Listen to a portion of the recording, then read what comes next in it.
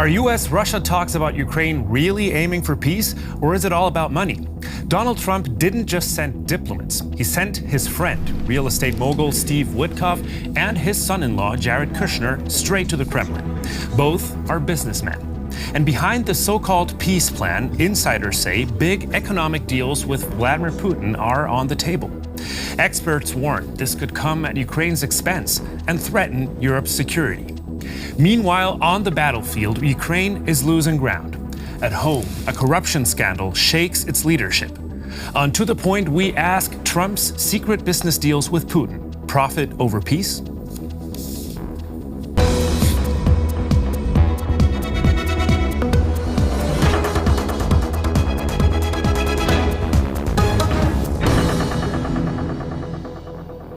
Welcome to this week's To The Point. I'm Javier Arguedas. It's good to have you with us. These are my guests today. Sudha David-Wilp is the Vice President for External Relations at the German Marshall Fund. Malte Lehming is a journalist, editor, and former Washington chief correspondent of Germany's daily Tagesspiegel here in Berlin. And Roman Goncharenko is my DW colleague from Ukraine, currently working with DW's Russian service. To all of you, welcome. Thank you for being here today. Sudha, I'd like to start with you. What do we know about the priorities of the U.S. government in these peace talks? Is it really that the business deals are at the forefront? Javier, I actually think the priority is for the battle to stop. I think this White House doesn't want conflict and doesn't want this war to escalate. Certainly business is playing a role as well. I think this U.S. administration sees if we can also have some upside and profit while we are trying to achieve peace, why not? And the idea of trade can create prosperity and stability is something that they think would be viable. But of course, there's a history there. You know, I don't know if U.S. companies will be so interested in going back to Russia so quickly after issues in the past. And also here in Germany, the whole idea of Wandel durch Handel, or change through trade, has also been put basically back in the drawer as a policy that didn't work. That's for sure. Malte, we also saw Ukraine's European allies doubling down on financial aid to Ukraine by buying more American weapons. Does that play into this economic case for helping Ukraine? I think yes. I mean, the positive spin of all these would be that trade and economic relationships strengthens the structure between two countries. So if Trump is able to say we didn't just achieve a peace or a ceasefire or something like this for idealistic reasons, we still have the American taxpayer is profiting from it, that would be a bonus to all these talks, because that's what he can give his own constituency. And maybe that explains the staff choices that we've seen. Roman, what do you make of Steve Witkoff and Jared Kushner leading these talks, the message it sends, especially since they sidelined the actual envoy for Ukraine? Well, in Ukraine, those two negotiators from the U.S. side are very much scrutinized for their past. We know that Steve Witkoff has Russian roots. We don't know much about Russia connections of Jared Kushner, so he might be more independent, but both are amateurs as far as diplomacy is concerned. So, and of course, the first draft, that 28-point plan, had Russian handwriting. And we know that it was based on the Russian proposal. So that's why it has been criticized by the Ukrainian side. On the other hand, speaking about money, I think that it will be difficult for Donald Trump to just do business with Russia and do as though nothing happened before. So with all the hundreds of thousands of people who died in that war. And one more point is important, I think, in this case, because lifting sanctions would be difficult for Trump because of the Congress, some of them imposed by the Congress. And one more point is the role of Europe, the European Union. I don't think Europe will lift sanctions just like when Trump wants it. And also Europe will have to say something about it. And European companies just returning to Russia to do business, I don't really believe that. It certainly is a bumpy road, but Donald Trump seems to be trying. Steve Witkoff now plays a key role, a seasoned real estate investor and one of Trump's golf buddies. He's now the man negotiating with Vladimir Putin over Ukraine's future. According to Steve Witkoff, diplomacy is no different from business negotiations, in this case with Russia. The billionaire real estate entrepreneur has been friends with Donald Trump since the 1980s. They're not back by the time I get it. Their families also have business ties, for example, through a crypto finance platform. Trump's son-in-law, Jared Kushner, is also involved in the Ukraine negotiations. On the Russian side, Investment Commissioner Kirill Dmitriev. Experts say they have planned deals involving oil, gas, and minerals. The disturbing piece of this from the point of view of Europe is that the United States is not acting in the interests of European security, but in the interests of business people and companies close to the president. The German chancellor, on the other hand, consistently says, there will be no decision on Ukraine and Europe without Ukrainians and without Europeans. No dictated peace over the heads of Ukraine. No weakening or division of the European Union and NATO. Deals instead of diplomacy. How can Europeans respond to this? We're certainly seeing conflicting visions of what's going on and what will be the result of it. Malte, Jared Kushner and Steve Witkoff, do you think they are a better fit for Vladimir Putin? What do you make of that 5-hour meeting that didn't bring us closer to peace, as the Kremlin said? Still, 5 hours is quite a long time for talks. They have achieved a lot of things, but coming back to the original question is, why should deal-making be a contradiction to diplomacy? I can't see that, because diplomacy is all about interests, about red lines, about all these things. That is in how you communicate to your opponent or the deal maker is like you ask him these kind of questions. So I don't see there is actually a contradiction in this. And 5 hours is quite a long time. It's unclear where it's heading to, if it's a standstill or whether optimism is still a realistic option we have. But still, 5 hours, I think it's a good start. But Roman, you mentioned that making a business deal would be a problem if you have to ignore what has happened. Do you agree with that assessment, that there's no contradiction between a business deal and the diplomacy at work? I disagree strongly, because I see a difference between diplomacy and deals, especially in the biggest war in Europe since World War II. So I don't think it is possible. Of course, Russia wants it. Let's be clear. This is exactly what Russia is trying to do, is to pull off the United States from negotiations, make deals with the United States, do business with them. Russia needs desperately some of the US technology, for example, for its passenger fleet. Hundreds of Western Airbus and Boeing jets are in Russia, and they need spare parts, and they are running out of them. And authorization to fly as well. Exactly. Just to give you one example. So, of course, Russia wants to have direct connection between Russia and United States through airlines. But that's just maybe one of the points. And Russia is trying to attract Trump by offering some kind of minerals, oil, gas. You have it. So Russia is a rich country. But on the other hand, I do not believe that this is possible. Trump might try it, but I think there will be resistance against it in Europe, in Ukraine, of course, but also inside the United States. So I think it is not possible to do deals. But some deals are made. Some US companies are still in Russia, and there is cooperation also in the space by the Flying International Space Station. So there is this limited partnership, but it is limited. And if you ask me, I think it will stay limited unless there is a solution to this war. But it comes down to the question, is continuing the war a better option than having a bad peace deal, including some business? I think it is important to separate those issues. So you cannot lure someone who is killing hundreds of thousands of people by offering him a business deal. I think it's just something we haven't seen. Please give me an example. Do we have a historic precedent? Any other country where a war was stopped by offering a business deal.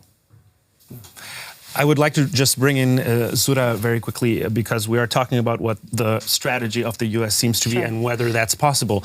These are just, sorry to interrupt, these are secret business deals apparently, so we really don't know what's in there. But what would be the case for the United States if business is supposed to be a priority as well?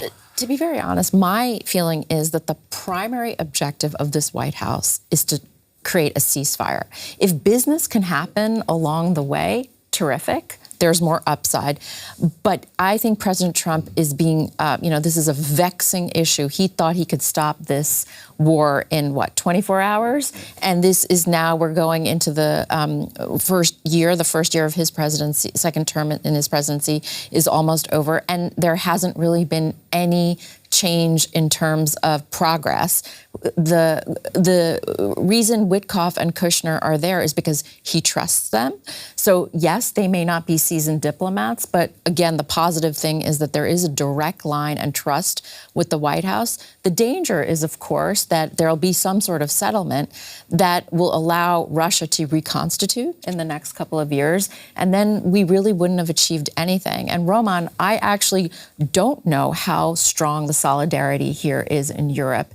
If a deal were to be achieved, I fear that European unity will really be put to the test. And there are voices already here, even in Germany, that unlike Chancellor Merz, are ready to continue or reopen doors in terms of business with Russia, because this country is also facing massive deindustrialization, and cheap energy is something that's very important for the economy of this country. Otherwise, Europe, in terms of a geopolitical actor, is really going to be weakened in the next few years. I think you have a point. If you talk about Germany, there are politicians inside the CDU, so the ruling party of Friedrich Merz, the chancellor, who say that when the war is, or once the war is over, let's buy Russian gas again. Those politicians come from the Eastern Germany, former GDR. We have those voices, but I don't believe that they will have much influence as long as Friedrich Merz is chancellor. What happens next, we don't know. But you also have a point when we speak about Europe. We do have European countries that are still buying Russian gas. Germany is still buying liquefied Russian gas, but the European Union has agreed to stop that by the end of next year. And that's exactly the point. The European Union is certainly selling another discourse right now at the moment. Malte, what do you make of the role of Europeans in the first place? They have been sidelined in these negotiations. They're basically irrelevant. Why do you think that is if Europe also has business interests? I was surprised. Coming back to the European role, I was surprised the 28-point plan, which was originally a Russian plan, then was translated into American, and then that's called the American Peace Plan, was taken from the table by the Europeans, complaining about it, going to talks with the Trump administration and saying, no, this is not something that we can agree upon. So it was changed to a 19-point plan, which is now the basics, I would say, for all the diplomacy and all the discussions that are going on. This is a success for the European Union. I was astonished how fast and decisive the European reaction is. But it was slammed by Vladimir Putin, who said that Europe wanted to keep the war. I know, but if the Americans agree on it, it is on the table. There's nothing else on the table. The 28-point plan is taken from the table. So this is something that the Americans try now to convince the Russians it should be a starting point. And this is a good thing, I think. So I don't know how the European role will or not. They should know that they can't guarantee European security by themselves. The American armament, the American commitment to the Western world, to Europe, is still important, and Europeans should know that and not try to give the impression that they can solve the problem by their own. We're many minutes into the show and we haven't really talked about Ukraine itself, because the country isn't just facing trouble on the battlefield. We'll have a look at that. At home, new corruption scandals are shaking its political leadership. How much will this add pressure to the upcoming peace talks and to Ukraine's hopes of joining the EU? A former justice minister, a former energy minister, a former deputy prime minister, a former business partner of the president, and a businesswoman all stand accused of corruption. And recently, Andrei Yermak resigned as head of the presidential office. He was Vladimir Zelensky's closest confidant and key negotiator. He is also allegedly involved in the corruption scandal called Mindichgate, which involves bribes amounting to $100 million in connection with contracts to protect energy infrastructure, which has been repeatedly targeted by Russian attacks. A double disaster for the Ukrainian people, and an additional burden for negotiations with the US and Russia. Well, we have a corruption situation going on, which is not helpful. However, Ukraine has been improving in Transparency International's Corruption Perceptions Index for years, unlike Russia. The EU praises the firm action taken by the Ukrainian anti-corruption authorities. What is truly concerning is that you never see such decisions being made on the Russian side, because the real dictatorship lies there. Still, how dangerous will the corruption scandal be for Ukraine and its president? That corruption scandal, of course, being a very important ingredient in this current situation and in those peace talks. Roman, tell us more about how the case is being discussed in Ukraine and how does it affect Ukraine's ability to defend itself right now? Well, for a short while, it's been a topic number one in Ukrainian media, in social networks. So people were outraged. Of course, corruption is an old Ukrainian problem, but not just Ukrainian, of course. And corruption always is on the rise during a war. So nobody was really surprised. But on the other hand, the level of that corruption scandal, with ministers having to go, and the head of the biggest political bomb is, of course, that the head of Zelensky's office had to go, Andrei Yermak, as we've heard in the piece. But on the other, so the problem is not the corruption scandal itself, but the timing. And the timing is very bad for Ukraine, very bad for Zelensky, because of the situation on the front line, where Ukraine is losing ground, and even more so because of the talks, the peace talks that the United States is pushing now. And a third point is also we are now close, so Ukraine needs more help from the West, from Europe as well. Europe is now talking about using frozen Russian assets to help Ukraine. And of course, there are countries like Hungary who say, look, those corrupt Ukrainians, why should we help them? So it gives arguments to those who have been opposing the help for Ukraine for years now. Also inside Germany, there are political parties who are using this as an argument. We are hearing it in the German Bundestag. So that's a problem. But on the other hand, I would say it also shows that there are institutions in Ukraine that are working during the war. There was pressure on those institutions from Zelensky during the summer, then there were protests. So they are independent and they are doing their job, which is a good thing for Ukraine on its way to Europe. And one more thing, of course, the image of Zelensky has become more scratches after that scandal. But on the other hand, everybody is talking now about those peace negotiations, peace talks with Russians, with Donald Trump. And the popularity of Zelensky, it sank a bit in the past days, but I think it can grow again, because we have seen about half a year ago, after Zelensky met Trump in the Oval Office, that terrible conversation when Trump was intimidating him, and J.D. Vance as well. That resulted in Zelensky's popularity soaring up, more than 70%. So we could see something like that again. Yeah, the country does unify around its leader when these things happen. However, that is, of course, assuming that Zelensky is not personally involved in this corruption scandal. We'll see about that. Sudha, we talked about that split perspective. Should we help? Should we not help Ukraine? How is it in the U.S. and how much does this play into the hands of those who say that the U.S. should give less support to Ukraine? I think, the majority of Americans see that they're the aggressor and victim in this conflict. And I think that's something where the White House has muddled the waters in trying to be or portraying itself as a fair arbiter, because in the past, the U.S. government would have been clearly taken a value point of view in terms of who the aggressor is and who the victim is. But yes, I think this corruption scandal is not great timing for Ukraine, both for European policymakers who want to make sure that that Ukraine could maintain the battle against Russia, and as well as members of Congress in the United States, Republicans and Democrats, who think that Ukraine needs more support and that Russia is clearly the aggressor in this conflict. But this is going to be difficult because there's a lot of rhetoric in terms of helping Ukraine, but when it actually comes to the substance, there are not a lot of players that are actually putting material on the table. That still is different here in Europe, Malte. Roman already mentioned the fact that some voices are saying that the sole fact that Ukraine is investigating these corruption scandals already supports the argument to keep aiding and keep helping Ukraine. Does that argument really sell here in Europe right now? I don't know. I mean, the corruption scandal affects the mood in Germany and in Europe and maybe in the United States as well. And it could affect the willingness of the population to support the Ukraine. Because taxpayers' money is going still to a country with corruption. It affects the candidacy of the EU membership, because fighting corruption is one of the main topics in the negotiations about that. So the timing, as Ron said, is absolutely bad for that. And it will affect the mood.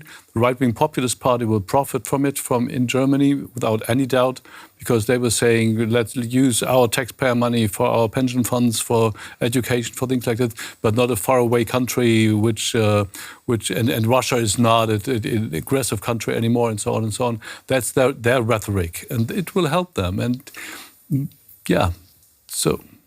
Do you think the European population is going to buy into that as well? I doubt if it's the majority, but it will be a rising percentage of it. We're talking about bad timing. It's also a bad timing militarily, Roman. We have been covering many attacks on Ukrainian soil by the Russian army with casualties, and also Russia claiming disputed territories. What's the situation at the front line right now, in the meantime, while all of this is unfolding? Well, in the past weeks, the Russian forces were able to take control some of the key towns in the east of Ukraine, or at least they claim that control. Ukraine is disputing, saying that in some parts of those towns, especially Pokrovsk or Kupiansk, in the east, in Kharkiv region, that the Ukrainian forces are still there on the outskirts. It's not that important. The fact is the Russians are moving. They are moving faster than they have been in this year and the past year. And the Ukrainian forces are dramatically understaffed. So they don't have enough soldiers, not enough men. And that is why there is a big worry inside Ukraine, but also outside, that Russia might be able to achieve some kind of a breakthrough. This is what Vladimir Putin, the Russian president, has been talking about a few days ago when he was speaking to the press. So he was assuming that a breakthrough is possible. He was talking about the south of Ukraine. And the problem for Ukraine is that Russia is now advancing not at 1 or 2 points, but at 3 or 4 points. It's a long front, hundreds of miles. So Ukraine needs desperately, on the one hand, more men and more weapons, stronger weapons from the West, like German Taurus cruise missile, which the government in Berlin is not willing to give to Ukraine at the moment, fearing escalation. But on the other hand, it also is important to understand that there will be, at least it is my impression, talking to Ukrainians, I've been there 2 months ago, or to Western military experts here, there will be no breakthrough, at least in the coming months, because the Ukrainian army is still strong enough to at least slow down the Russian advance. Of course, one of the key aspects here is that those disputed territories may be frozen in the side of Russia that wants to keep, of course, those territories. Sudha, assuming there is a breakthrough not in the war, but in the peace talks, and that Russia will keep those territories, which is a red line for European countries, how do you think transatlantic relations would look after that? I think for transatlantic partners right now, Ukraine is on the front line of keeping the European security architecture intact. It is the country that is protecting the security architecture in Europe. But if there is a ceasefire, I think quickly questions will then be about, well, what happens if Russia tries to prod further. We're already facing hybrid, warfare in a way. And what if there's an incursion into NATO territory? How strong is the transatlantic partnership, right, in terms of NATO? And even though there is a high support of NATO, especially from among Republican senators and Democratic senators, the question is this White House fully committed to NATO? And that's, I think, going to be the next question, because if Russia is allowed to claim territory, what's to stop it from pushing a little further? Which was an argument back in 2014 already with Crimea. We do have time for one closing question. I would ask a yes/no question to all three of you, and it's the most important question on the show. Will profit win over principles in the Ukraine peace deal? I think the jury's still out. This is a very dynamic situation, and we will see what happens. But right now, there is no news. Roman. I don't think that profit will win. I think that the United States will try to achieve a peace, and if it's not possible, the war will continue. But the Russian wish to have the United States and Western countries to acknowledge that occupation, this will not happen. If diplomacy comes to an end and is finished with the deal, it will not be a just deal. All right. Thank you so much, all three of you. Until next time, take care. Goodbye.